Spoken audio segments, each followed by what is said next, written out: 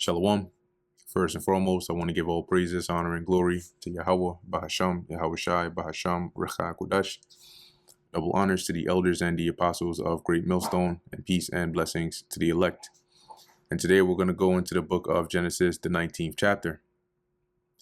And it came to pass, so continuing from the 18th chapter, right, we see now that the angels, the three quote unquote men, right, that are here in an angels in man form with their duty to go to Sodom to check it out and see, is it really as wicked as the report says? Now they're on their way there. And there came two angels to Sodom at even, and Lot sat in the gate of Sodom, so at the entrance of the city. And Lot, seeing them, rose up to meet them, seeing the angels, that is. So interesting, there came two angels, right? But there were three men that came to see Abraham. And he bowed himself, when you go into the previous chapter, it tells you that. And he bowed himself with his face toward the ground. And he said, Behold now, my lords, turn in, I pray you, into your servant's house, and tarry all night, and wash your feet. And ye shall rise up early and go on your ways. So, why don't you come and stay with me? I'll take care of you, and I'll host you for tonight. And then tomorrow, early in the morning, you can continue for whatever reason you came, because it's already late. And Lot probably said that because he already knew the nature of the wickedness of the people in this town.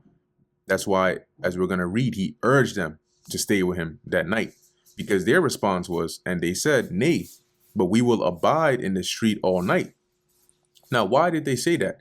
Because they wanted to observe how the city was. What did they do? What were their manners? What was going on here, especially in the nighttime? And he pressed upon them greatly, and they turned in unto him. So he was not letting up. Continued pressuring them and pressuring them and pressuring them until they agreed to allow him to host them. So as it says, they turned in unto him and entered into his house. And he made them a feast, and did bake unleavened bread, and they did eat. And unleavened bread was pretty common because it was quicker to make than having to wait for the bread to become leavened and then going on from there. That's why in the Exodus in Egypt, we ate unleavened bread, because there wasn't enough time to let the bread leaven before, eating. Verse 4, but before they lay down, so right in the evening time before they went to sleep, the men of the city, even the men of Sodom, compassed the house round, both old and young, all the people from every quarter. So the demons came out, and they called unto Lot and said unto him, Where are the men which came in to thee this night? So bring us those two men, the visitors. Bring them out unto us that we may know them. All right, which is very wicked. The word know here doesn't mean they wanted to sit down and play chess with them. It means they wanted to lay with them. And Lot went out at the door unto them and shut the door after him. So he went outside and closed the door behind him and said, I pray you, brethren, do not so wickedly. So it's like a similar event with the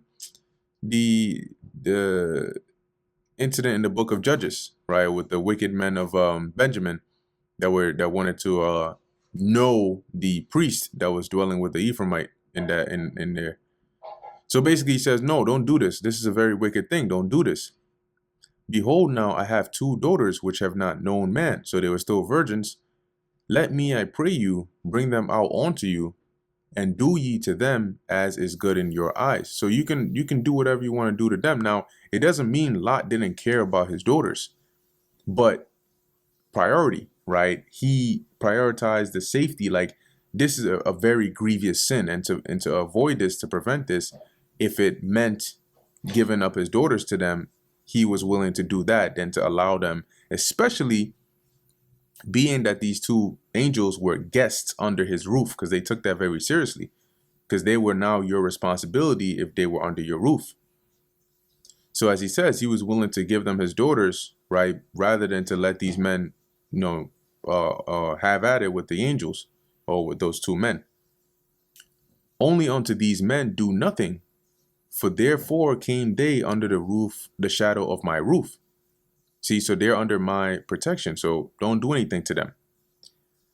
And they basically, the people responded and they said, stand back. And they said again. So they first told him, oh, fall back, fall back, fall back. And then they continued to say, this one fellow came in to sojourn, and he will needs be a judge.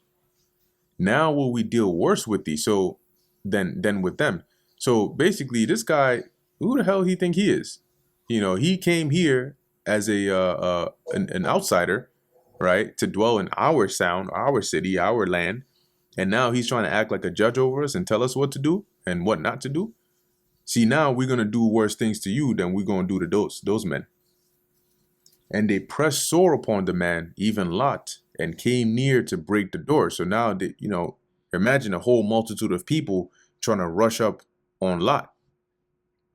But so as they were pushing up, right, getting closer and closer, the men that were the angels, that is, verse 10, but the men put forth their hands. So they opened the door and pulled Lot into the house, as it says, and pulled Lot into the house to them and shut the door and locked it.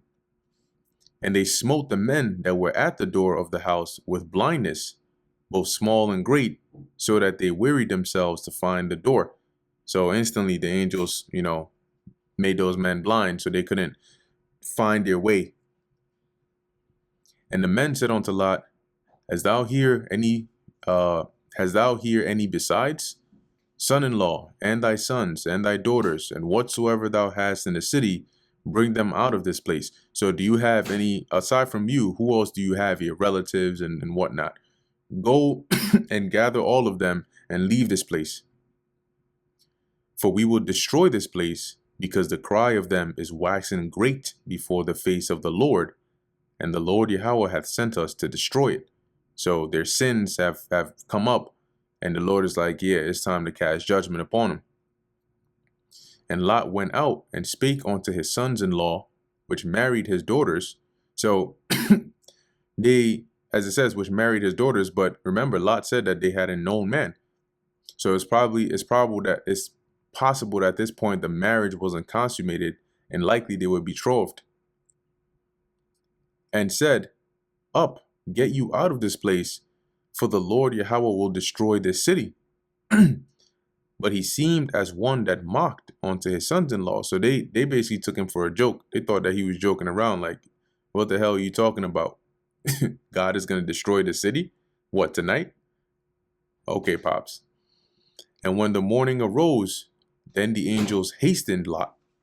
So after that night, on the next morning, they basically started to get more serious and put pressure on him and told him, look, you got to go now.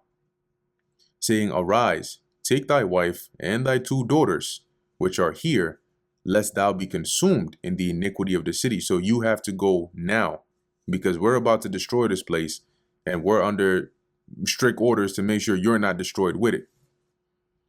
And while he lingered, the men laid hold upon his hand. So here it is. They telling you got to go. And, he's still dragging his feet. But damn, he's like, shit, man, this is all, it's too much at once. Hey, they were not trying to hear that. So as it says, they laid hold upon his hand, and upon the hand of his wife, and upon the hand of his 2 daughters, and the Lord being merciful unto him. And they brought him forth and set him without the city. See, so the mercy that the Lord showed was that he wouldn't destroy Lot along with the city. So the angels brought them outside the city. And it came to pass, when they had brought them forth abroad, that he said, Escape for thy life. Look not behind thee, neither stay thou in all the plain. Escape to the mountain, lest thou be consumed. So let me see if I can actually find Genesis 19, Lot's escape map. Sometimes people put together a little route, on this here. But if not, then it is what it is. It is what it is. All right, well, this is a map here. Okay. Got a little some more here. So you have the areas here around the Dead Sea. And Lot is told to flee and not to dwell even around this area because they were going to destroy it all.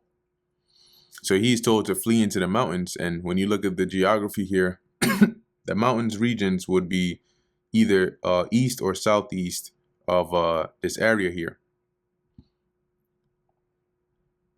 So as it says here, and Lot said unto them, Oh, not so, my lord. Behold now, thy servant hath found grace in thy sight, and thou hast magnified thy mercy, which thou hast shewed unto me in saving my life. So Lot was pleading that no, I can't go into the mountains. In fact, you just have mercy and save my life, and I cannot escape to the mountain lest some evil take me and I die. So you just showed this mercy and saved my life, but the mountains are dangerous. If I go there and something happens to me and I die, then what was the point of all of this? Behold, now this city is near to flee unto, and it is a little one. Oh, let me escape thither. Is not it a little one? So he was trying to plead the case to let him flee into one of the neighboring cities, since it's safer and it's more habitable than the mountains. And my soul shall live. And he said unto him, so the angel responded, See, I have accepted thee concerning this thing also. So I'm going to grant this request to you, that I will not overthrow this city for the which thou hast spoken. So all the other cities I'll destroy, but not this one, since you're going to flee over there. Haste thee, escape thither, for I cannot do anything till thou become thither. See, so they were under strict orders that they had to make sure Lot was safe and out of there before they destroyed it. And they're like, well, we got a job to do, so you got to go now. Therefore, the name of the city was called Zoar, which I believe when you go into that, it goes into like little or insignificant. That is where Lot fled. The sun was risen upon the earth when Lot entered into Zoar. And the Lord rained upon Sodom and upon Gomorrah brimstone and fire from the Lord out of heaven. And this could have been, by way of like chariots, shooting them beams down. Okay. Or the Lord could have just had it actually just come straight out the heavens, but just with it in mind as to how, the vehicles of the angels travel and how the Lord is going to take this place out, just a possible visual for that. Verse 25, and he overthrew those cities and all the plain and all the inhabitants of the city or of the cities and that which grew upon the ground. So everything over there was destroyed. But his wife looked back from behind him, and she became a pillar of salt. Her dumbass. So she disobeyed. Instead of just going forward, what did the angels say when they said that you should flee? They said, do not look, don't look back, just go.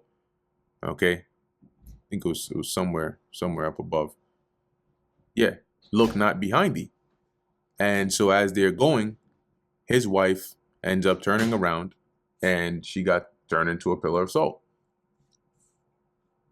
And Abraham got up early in the morning to the place where he stood before the Lord, and he looked toward Sodom and Gomorrah, and toward all the land of the plain, and beheld, and lo, the smoke of the country went up as the smoke of a furnace. So he just saw it completely burnt. And it came to pass when God destroyed the cities of the plain, that God remembered Abraham, and sent Lot out of the midst of the overthrow, when he overthrew the cities in which Lot dwelt. See, so the Lord had mercy on Lot because he remembered, basically, because that he knew, obviously, that's what Abraham was trying to do with bargaining with him. And Lot went up out of Zoar and dwelt in the mountain. So after some time, he ended up going into the mountain anyway. And his two daughters with him, for he feared to dwell in Zoar. And he dwelt in a cave, he and his two daughters. And he feared that what ended up happening to the other cities might end up happening to Zoar as well. And he was originally instructed to go to the mountain. So after some time, he just said, you know what, let me just go there. Maybe it's safer. And the firstborn said unto the younger, Our father is old, and there is not a man in the earth to come in unto us after the manner of all the earth. So they're saying that at this point, It's just them in this region where they are. Their pops is old, and they feared that with the case that it is right now and them not being able to go and get husbands, basically that line would be cut off at that point. So they came up with a plan and said, "Come, let us make our father drink wine, and we will lie with him, that we may preserve seed of our father."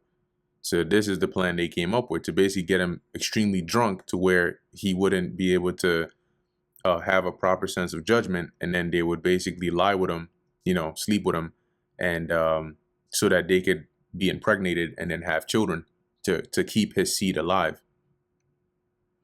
And they made their father drink wine that night, and the firstborn went in and lay with her father, and he perceived not when she lay down, nor when she arose.